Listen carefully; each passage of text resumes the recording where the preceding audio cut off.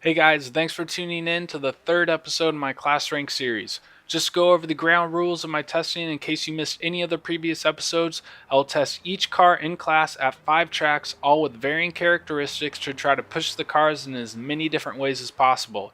To keep things as objective as possible, I will keep the car tunes at the stock stable tune, only altering the tire compound to ensure the correct one is chosen. I will rank the class at each track, and based on the total performance across all 5 tracks, I will rank the class from slowest to fastest while providing my pros and cons based on how I felt each car handled during the testing. In this episode, I will be taking a look at the GTO class. This class features cars from 1989 all the way to 1999. The late 80s and early 90s featured some of my favorite race cars. However, the class in-game features a couple cars that I don't really think fit the class structure that well. It would have been nice to see the Lincoln Mercury Cougar in place of the Ford Mustang Trans Am, and the Lamborghini replaced with the awesome Mazda RX-7 GTO. These are the cars we have at this time though. Hopefully more fitting cars are added in future DLCs. The 5 tracks I am featuring today are the same as my previous episode, and those are the Daytona Road Course, Laguna Seca Mazda Raceway, Long Beach Street Circuit, Watkins Glen International GP, and Willow Springs International Raceway. Thanks for tuning in, and I hope you guys stick around for the results.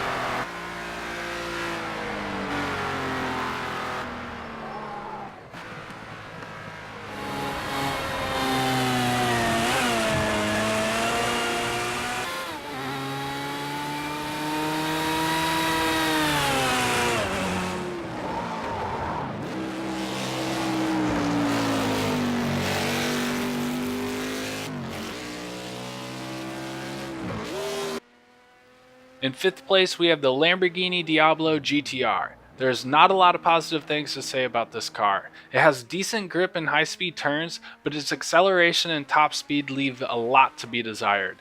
The worst thing about the Lambo, with its out-of-the-box stable setup, is its brakes. The car simply does not want to stop despite it being the youngest car in class. This car really struggles to compete and seems like an odd pairing when you look at the rest of the GTO class. In 4th place, we have the Audi 90 Quattro EVGA GTO. Unique 4-wheel drive of the car does not give the Audi as big of an advantage as you'd expect, as wheel spin frequently occurs as the car gets up to speed. Straight line speed is lacking, and it seems easier to miss upshifts compared to other cars in class. The car also can become unstable turning in on high-speed turns. Overall, the car is relatively easy to handle despite its faults, which may give it an advantage to some of the more challenging faster cars in class. In 3rd place, we have the Nissan 300ZX Turbo EVGA GTS. This car has quite possibly one of the most challenging fields of view in the game if you play with the cockpit view. Angles you can see out of any other GTO car are now blocked by a massive hood. The car is extremely touchy to bumps and elevation changes, especially when in lower gears. The brakes, however, are among the best in class, and the top speed and acceleration are competitive. If it wasn't so hard to see out of this thing, I think it could be more consistent and maybe further up this list. In 2nd place, we have the Ford Mustang Cobra Trans Am. The only major weakness I experienced during testing with this car was the back end likes to step out at lower speeds.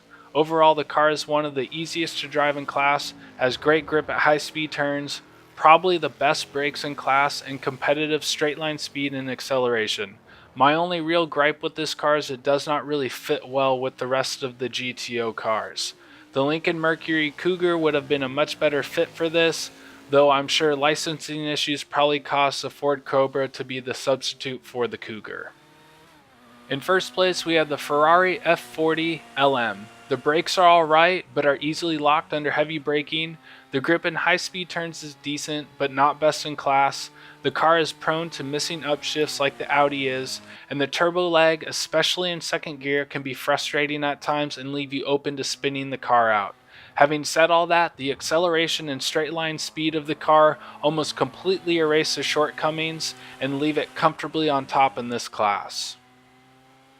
That is going to do it for this episode. What do you think of the GTO class? Let me know in the comments below. As always, until next time, take care.